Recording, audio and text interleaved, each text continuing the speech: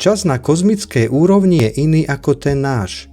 Zatiaľ, čo pre nás rok predstavuje jeden obeh Zeme okolo Slnka, v galaxii existuje oveľa dlhší cyklus – galaktický rok. Toto je čas, za ktorý naša celá slnečná sústava vrátane Slnka, Zeme a všetkých planét vykoná jeden kompletný obeh okolo stredu našej domovskej galaxie Mliečnej cesty. A teraz tá fascinujúca časť. Jeden galaktický rok trvá neuveriteľných 230 miliónov rokov.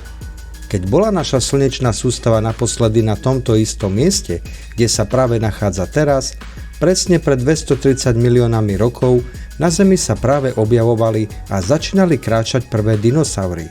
Táto gigantická časová škala nám ukazuje, aký dynamický a zároveň starý je náš vesmír.